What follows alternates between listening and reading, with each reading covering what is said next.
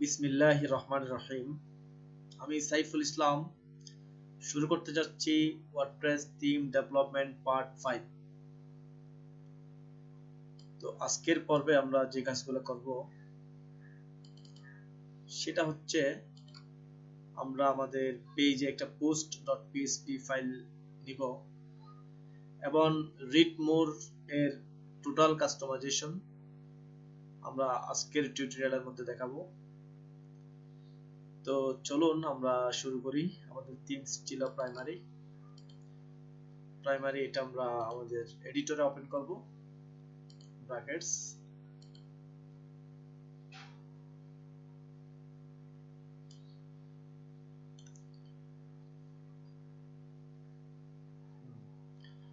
এরপর আমরা যদি আমাদের আগের ব্লগটা দেখে আসি, যে ওয়েবসাইটটা আমরা করেছিলাম,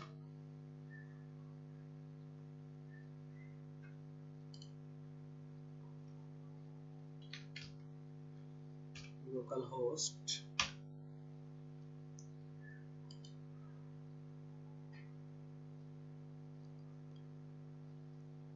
তো দেখেন আমরা আগে এই কাজটুকু আমরা করেছিলাম। তো এখন আমি যেটা করব, আমরা এই যে আমরা যদি ক্লিক করি আমাদের কিন্তু একটা পোস্ট দেখাচ্ছে, মানে পোস্টের সম্পূর্ণটা আমাদেরকে দেখাচ্ছে। তো আমরা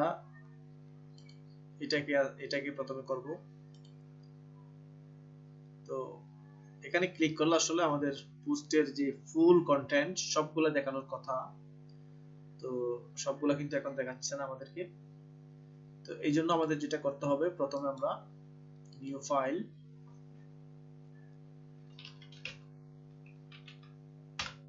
single.php নামে আমরা একটা ফাইল করলাম।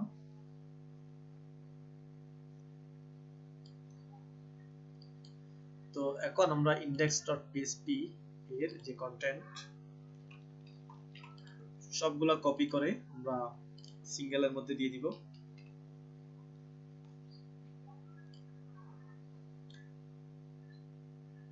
এরপর এখানে আমরা কিছু চেঞ্জ নিয়ে আসবো।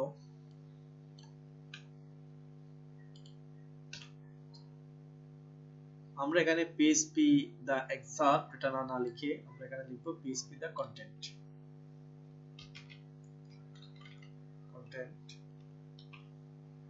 তো এখন যদি আমরা একটু দেখে আসি, আমাদের হোম পেজে ফিরে আসলাম। দেন আমরা একটা পোস্টে যাব, টেস্ট। তো এখন দেখেন আমাদের টেস্ট যে পোস্ট, এটা সম্পূর্ণ আর্টিকেলটা চলে আসছে। তো এটা আমরা করলাম। তো এখন আমরা দেখব এই জায়গায় আমরা যদি একটা রিড মোর বাটন নিয়ে আসতে পারি, সেটা আমরা কিভাবে করব সেটা এখন আমরা দেখব। তো রিড মোর বাটন নিয়ে আসার জন্য আমাদেরকে তেমন কিছুই করতে হবে না। আমরা যদি আমাদের পোস্টে যাই, ড্যাশবোর্ডে গেলাম, ড্যাশবোর্ড থেকে আমরা আমাদের পোস্ট সমূহতে যাই। তো মনে করেন আমরা আমার সেকেন্ড যেটা পোস্ট, এটার মধ্যে আমি রিড মোড নিয়ে আসবো। তো এটাতে আমি ক্লিক করলাম, আমার পোস্টটা ওপেন হলো। এখানে আমি দেখতেছি কোনো কন্টেন্ট নাই। তো আমরা কন্টেন্ট আছে এরকম একটা কিছুতে যাই, মনে করেন আমরা মারাদোনা এটাতে যাই।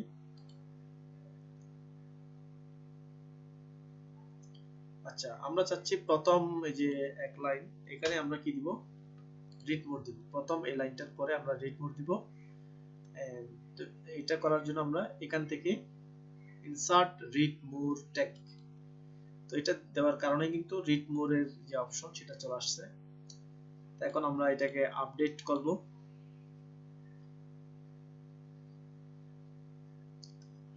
ওকে, এখন যদি আমরা এটাকে রিফ্রেশ করি, দেখেন আমার এখানে কিন্তু একটা, যেখানে আমরা রিড মোর অপশন দিছি ওখানে কিন্তু আমার কন্টেন্টটা শেষ করে ফেলছে। বাকিটা আমরা এখানে ক্লিক করলে দেখাবে। তো এখানে রিড মোর কথাটা আসা প্রয়োজন ছিল। তো এটার জন্য আমরা এখানে আমাদের যেটা index.php, এখানে আমরা excerpt না দিয়ে এটা আমরা দিব content।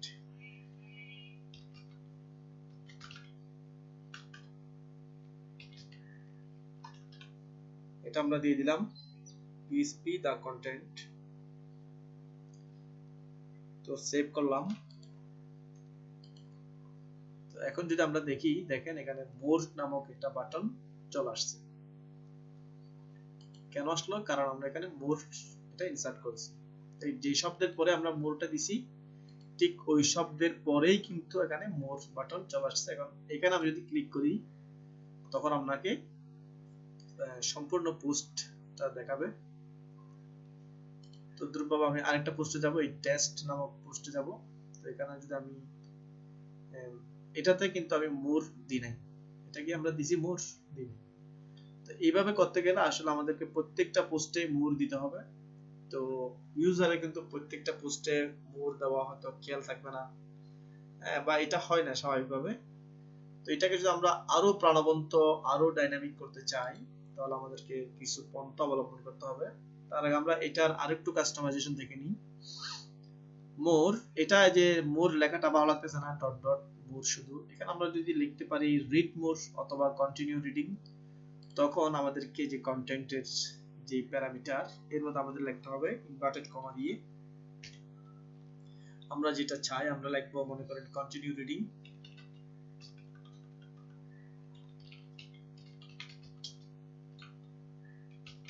Continue reading. তো এখন যদি আমরা রিফ্রেশ করি, দেখেন কন্টিনিউ রিডিং চলে আসছে। তো ওকে, আমরা কিন্তু এইভাবে কাজ করব না। আমরা যেভাবে কাজ করব সেটা হচ্ছে, আমরা এখানে কন্টিনিউ রিডিং এটা লেখার দরকার নাই আর।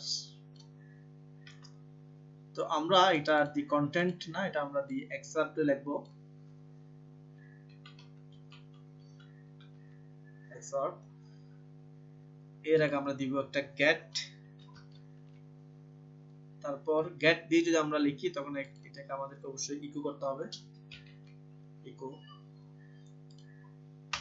তো এখন আমরা লিখলাম এইভাবে গেট দা এক্সার্প, তার আগে আমরা ইকো করলাম। তো এখন আমি রিফ্রেশ না করে আমি যদি একটু দেখি, আমার এই যে প্রথম যে প্যারাটা ছিল এখানে কিন্তু একটা পি জেনারেট ছিল। মানে আমরা যদি সাধারণত গেট দিয়ে না লিখি, শুধু দি এক্সার্প লিখি, একটা পি অটো জেনারেট করে দেয় ওয়ার্ডপ্রেস। যেহেতু আমরা এটাকে কোনো পি নামক কোনো প্যারাগ্রাফের মধ্যে আমরা লিখি নাই, তো পি নামক কোনো প্যারাগ্রাফের মধ্যে না লিখলেও ওয়ার্ডপ্রেস হচ্ছে স্বয়ংক্রিয়ভাবে একটা পি এনে দিবে যদি আমরা দি এক্সার্প লিখি। আর যদি আমরা ইকো গেট দি এক্সার্প লিখি তখন কিন্তু কোনো পি জেনারেট করবে না। তো সেজন্য আমরা একটা এখানে পি দিয়ে দিব।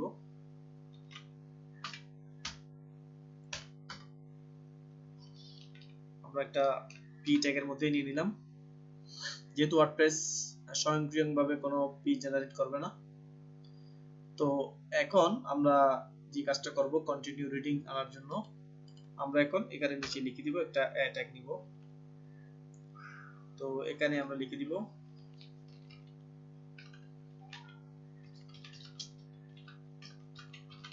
Continue reading.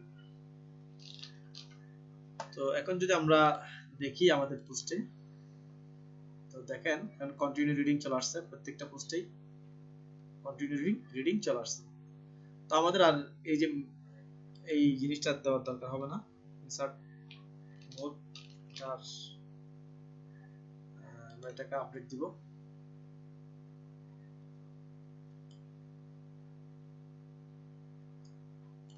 আপডেট করে দিলাম।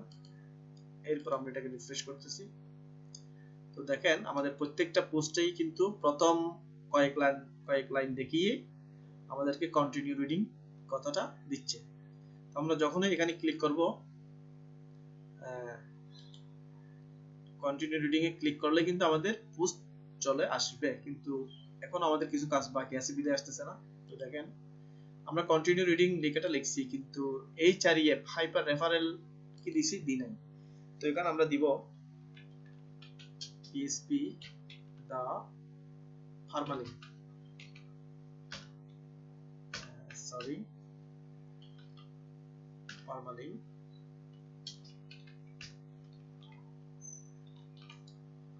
তো এখন যদি আমরা যাই, রিফ্রেশ করলাম, তারপরে আমরা রিড মোরে ক্লিক করলাম, তো দেখেন এখন আমাদের সম্পূর্ণ আর্টিকেলটা আমাদেরকে দেখাচ্ছে। আমি আরেকটাতে গেলাম, তো এইটার যেটা আর্টিকেল সেটা কিন্তু একদম পুরোটাই দেখাচ্ছে আমাদেরকে। তো তার মানে আমরা এভাবেই একটা কাস্টম রিড মোর আমরা ইনসার্ট করতে পারি আমাদের ইচ্ছে মতো। তো এটাকে এখন আমরা যেহেতু আলাদা একটা ট্যাগের মধ্যে নিছি, এটাতে চাইলে আমরা একটা ক্লাস দিয়ে দিতে পারি। কোডগুলা দেখেন কি কোড লিখলাম আমি। এখানে আমরা চাইলে এই যে এটার সাথে একটা ক্লাস দিয়ে দিতে পারি এবং এটাকে স্টাইলাইজ করতে পারি। তো স্টাইল আমরা করতে পারবো, আপনারা পারবেন, সেজন্য আমি স্টাইলের দিকে যাচ্ছি না। আমি মূলত ডেভেলপিং এর যে কাজগুলো, ওয়ার্ডপ্রেস থিমস ডেভেলপিং এর যে কোডিং বা ডাইনামিক কোডগুলোর যে কাজ, আমরা শুধু এটাই দেখব। তো এখন আমি যে বিষয়টা দেখব সেটা হচ্ছে এই যে এখানে অনেকগুলা লাইন শো করতেছে, মানে ডিফল্ট ভাবে আমরা যে কাজটা করলাম, যে ফাংশন ইউজ করলাম, যে গেট দ্য এক্সার্ট, এই ফাংশনটা ইউজ করার কারণে ডিফল্ট ভাবে আমাদেরকে প্রথম 3টা লাইন এর চেয়ে কিছু কম পোস্ট আমাদেরকে দেখাচ্ছে। তো আমি চাচ্ছি আমি 20টা ওয়ার্ড দেখাবো। প্রথম পেজে আমাদের 20টা করে ওয়ার্ড থাকবে বা 30টা করে ওয়ার্ড থাকবে, অথবা আমি যতটা চাই। তো এর জন্য আমাকে একটা ফাংশন ক্রিয়েট করতে হবে। তো আমরা এর আগে একটা ফাংশন ক্রিয়েট করেছিলাম, আপনারা জানেন। এর জন্য আমাদের একটা পেজ আছে, সেটা হচ্ছে functions.php। তো এর মধ্যে আমি একটা নতুন ফাংশন আজকে ক্রিয়েট করব। আমি একটা কমেন্টস করে দিব,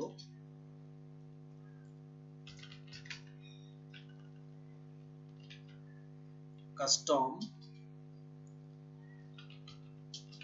রিড মোর।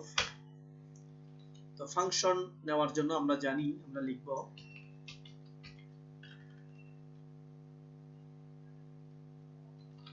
ফাংশন, কথাটা লিখব। এরপর এর একটা নাম দিব, আমি দিলাম কাস্টম রিড মোর। এরপর হচ্ছে ফার্স্ট ব্র্যাকেট, এরপর সেকেন্ড ব্র্যাকেট, এরপর এটাকে আমরা অ্যাড ফিল্টার করব, অ্যাড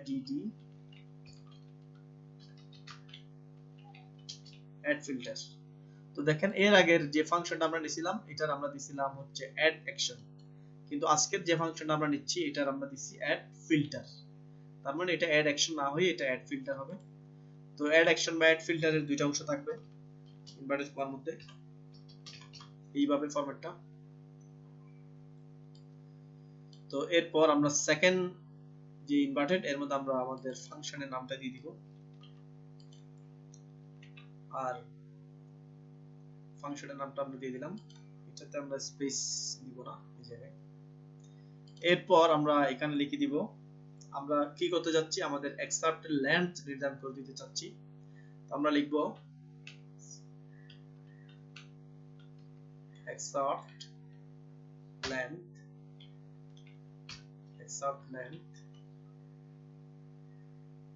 সরি আমরা এক্সার্ট লেন্থ লিখে দিলেই হবে।